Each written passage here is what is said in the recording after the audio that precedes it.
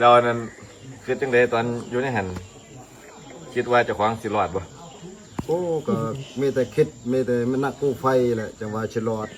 ถ้ามันนักกู้ไฟบ่มาก็บ่มีสิรอด1%ก็ยังบ่มีแล้วปกติฝนตกเขาทำกันอยู่บ่ปกติเขาฝนมาฮอดนี้บ่มีไฟว่าบ่เข้าน่ะฝนเขาก็เข้าปกตินี่แต่เขานี่ก็ฝนหนักกว่านี้เลย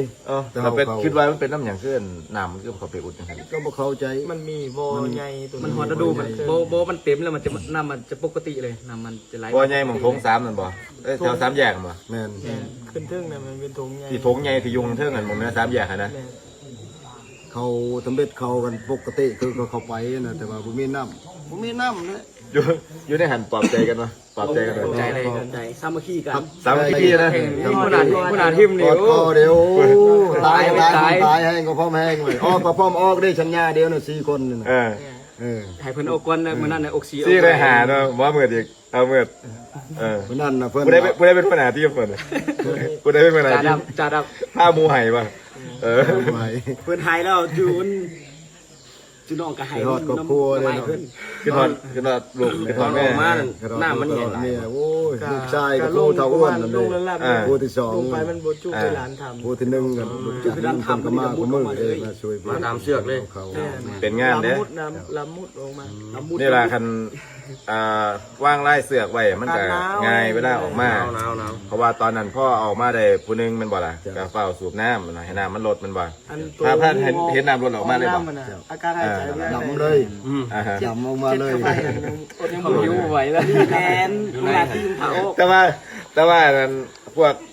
อาหารหมูไก่อยู่ในท้องเสียนผมจะกินเมื่อไหร่บ่ได้กินนะบ่ฮู้เด้ผ้าออกผ้าชอบคนมาช่วยเนาะแต่ว่าเขาออกฮอดพี่เนาะเข็มจะออกตัวนี้น่ะบ่มีไผจักคนน่ะกลับคืนไปเอาไอ้น้อง3คนนี้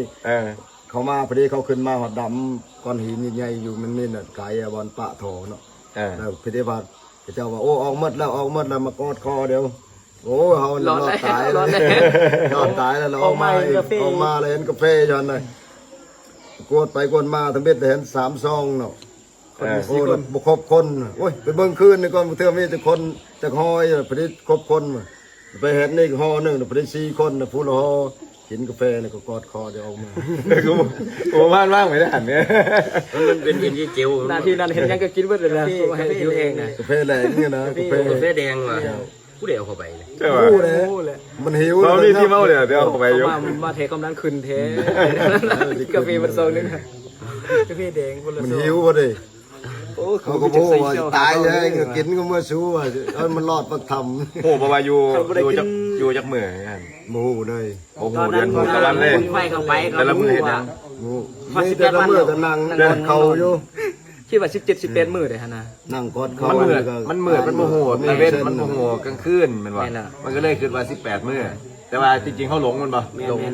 งบ่เป็นว่าติด18มื้อจริงๆจักมื้อ11มื้อก้อนที่นักประดาน้ำที่ไปพ่อหั่นก้อนหน้ามื้อแรกมันมีก็อย่างฟองอากาศมันดันน้ำปุ๊บไปบ่นี่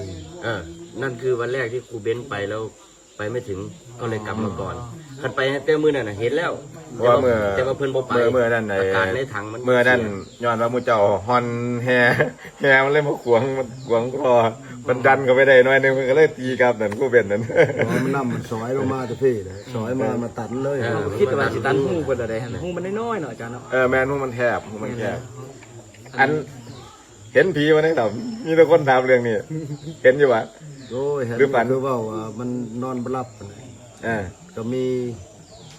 เห็นอย่างเห็นอยู่ไปเห็นมันยินย่างไปย่างมาเลยยินอยู่บ่มันให้เจ้าของย่างบ่นอนอิงผาอยู่นะส่วนมีคนมาเยี่ยมหน้านี่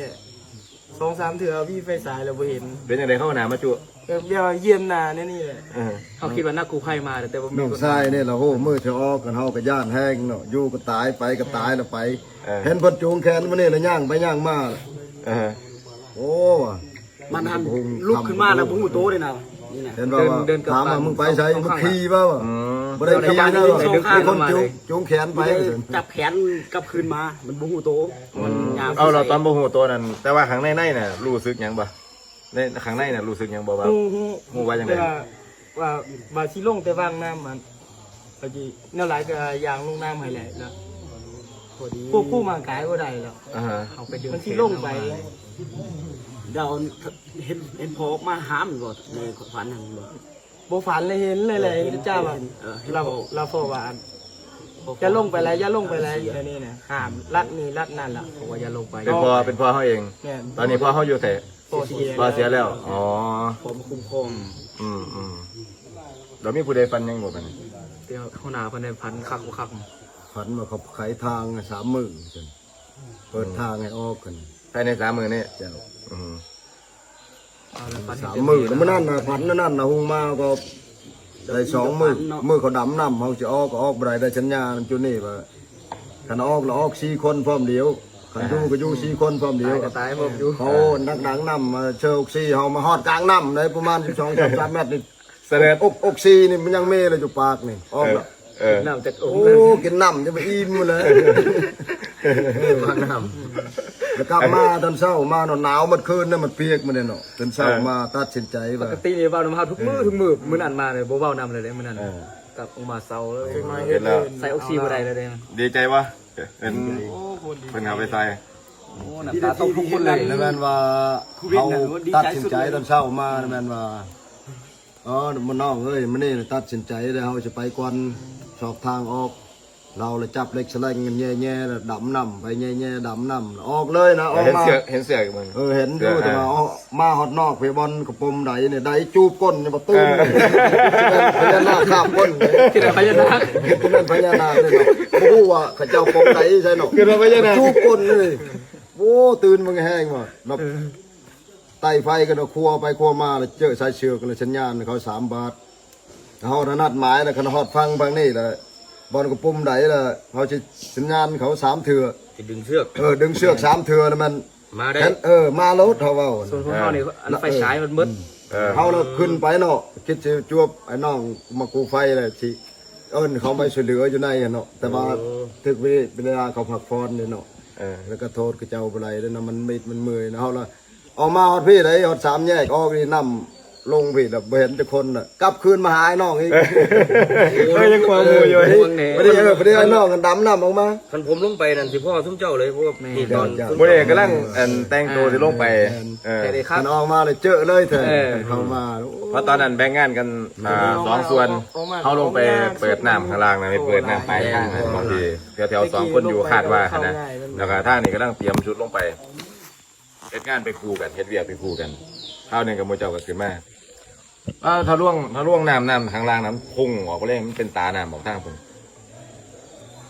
ตอนเขาออกก็มันน้ำแหงเป็นช่องหินเนาะมันทั้งนี้หินทั้งนี้หินเห็นช่อง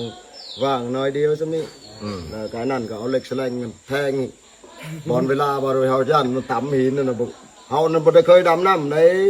ถามก็เจ้ารถอยู่บ้านบ่มักไปซอกปูซอกป่าเลยมีแต่ซอกทางบ ได้ง่ายนาขึ้นมายันนาขึ้นมาใส่ แล้วมันดำแล้วมันเอาเหล็กแฉลงนี่กะว่ามันหัวเขาโดนหินเอานี่เอาขึ้นก่อนแย่ขึ้นมาโอ้บ่มีหินเอาจะขึ้นมาหันใจนี่แหละพอจะเราดำลงอีกไปเลยเอาเหล็กมันแย่ขึ้นมาอีกกะว่ามันบ่ถึก แต่ว่ามัน หัว ก็ บ่ บ่ ถึ ได้ ก แห้ หิ ง น ห มัน ลาย บ่ได้แรงหลาย มันก็มีแค่ช่องอากาศเพราะห้องเงยหนา เลยมาหันใจเลยนะเราออกได้ แต่ขันม้วนน้ำมันเต็มพื้นที่มองที่อยู่นั้นก็ถือว่ามันลงในระดับหนึ่งเลยเพราะว่าคันเบิ่งแบบภาพร่วมๆแบบห้องที่มันเก็บน้ำได้หลายนะก็ลงหลายๆแต่มันรุดมีอาการ แต่ว่ามันจะมีสองมันสองเต็มเนี่ยวันนี้มันเต็มแต่ว่าวันนี้มันพงออกได้นะเราจะดำไปสอดอยู่นี่ มันเป็นนี่เนาะพงนี่มันแบบว่าพงมันรีบออกมาบอลจำเจ้าปงไดดูขึ้นมันรีบเขาเนี่ยเนาะเราไปบอลเราเราอยู่บนวัดพงเรานึงกันนะ ก็ได้ มันใหญ่ อันดำว่าว่าได้อันบ้านพญานาคมาด้วย นี่แหละคิดแต่สองแนวเขาก็ถอยออกมาเลยถอยออกมาตอนนั้นอ่ะตอนที่แรกนี่เขาเป็นอยู่แคมเตะน้ำเนาะมันเห็นยินเสียงอันออกซิเจนหลังปุ๊บมาเขาถอยมาเลยย่าน ย่าน เขากับอายมันเลยอยู่2 คน แต่พอเห็นแสงไฟได้ยินแต่เสียง แม่น เขาเฮาพยานว่านักกู เพื่อจะมีคน เขา มาช่วย มื้อนี้นักกูไฟมามื้อนี้ว่าบ่แม่นพญานาคมันจะบ่มีเสียงนี่แม่นไฟเนาะมันไฟซ่องไฟโอ้คนเนาะเขาว่าบ่แม่นพญานาคหรอก บัดตอน แม่นแสงไฟเนาะแสงไฟอยู่นักเห็นมื้อไหนมันแล้วมัน โอ้พอจะมา จี้จะดานหินอยู่เทิง เลยบ่คิดเลย กูเป็นถาม โอ้ดีใจกันนะ คนเป็นร้อยเลยคือข้างนอกอ่ะมันว่าโอ้ดีใจพวกคุณนี่ คาดการณ์แล้วทีเฮาเฮ็ดแผนที่เขียนแผนที่ออกมาเอ้าครูอยู่นี่ละบ่เกินนี่ละว่าซั่นก็เลยตั้งชื่อให้ว่าเดือน30เพราะว่าประคาดว่าจะไปประมาณ25ถึง30เมตรเราก็ไปแล้วก็โอ้ยเจอว่า ประมาณนั้นน่ะประมาณ25หรือ30เมตร เดี๋ยวกูเบนแล้วก็มาเล่นหลักกับทีมงานกูไพ่ไทยครับเจ้าลงไปพักข้างล่างพวกเฮานอนเป่าปากทำเดี๋ยวเพิ่นก็มาได้กันเลยเดี๋ยวล่มนะเพิ่นเดี๋ยวบอกนะเพิ่นขอบคุณเพิ่นเหมือนกันเพิ่นก็เป็นส่วนสำคัญทุกคนสำคัญหมดเด้ทุกคนสำคัญหม พ่อ ด แม่กำเนิดใหม่นะนี่เนี่ยใหม่ย้อนบ่ได้ ตายมันหายใจทั้งมืออยู่ เอามันฮู้ว่าให้กูมูนะ การนี้ก็เฮ็ดศีลเฮ็ดบุญเฮ็ดทานศีลแล้วก็ฮักแผ่นดินเฮ็ดในสิ่งที่มันถูกต้องเนาะเฮ็ดอย่างจะให้มันถูกต้องบัดนี้แล้วมันทางลงไปนี่มันแคบก็จะไปอีกเถาะเฮ็ดอย่างอื่นเฮ็ดอย่างแนวอื่นนะ จ้าขอบใจหลาย ขอให้ โอ้คันบ่เจอนั่นนี่ก็บ่มีบ่เรียนน่ะการนี่ ให้ชีวิตใหม่นี่ดีขึ้นกว่าเก่าดีขึ้นกว่าเก่านี่กว่าเก่าหลายเด้ให้พ่อโอกาสดีๆเด้แล้วก็อย่าลืมฮักแล้วก็ห่วงแหนประเทศพัฒนาประเทศเจ้าของพื้นแผ่นดินพระแม่ธรณีเป็นบุญเป็นคุณให้น้ำให้เขาตะบวกเขาเอาดูแลเจ้าของแล้วก็เบิ่งแย่งคนในครอบครัวฮักสามัคคีกันไว้หูว่าศาสตร์หนึ่งเคยใส่ศาสตร์ร่วมกันแล้วนะครับผ่านความเป็นความตายร่วมกันแล้วแล้วก็ไปศึกษาวิธีการขึ้นของพญานาคใหม่ได้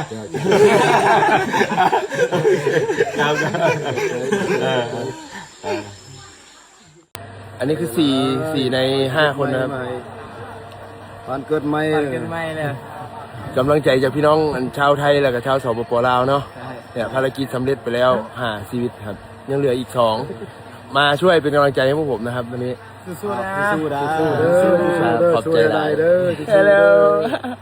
สู้ได้2คนน้องมา เอาให้อยู่ดีมีแฮงเด้อทุกคนเด้อ ได้หลายๆ บุญหลาย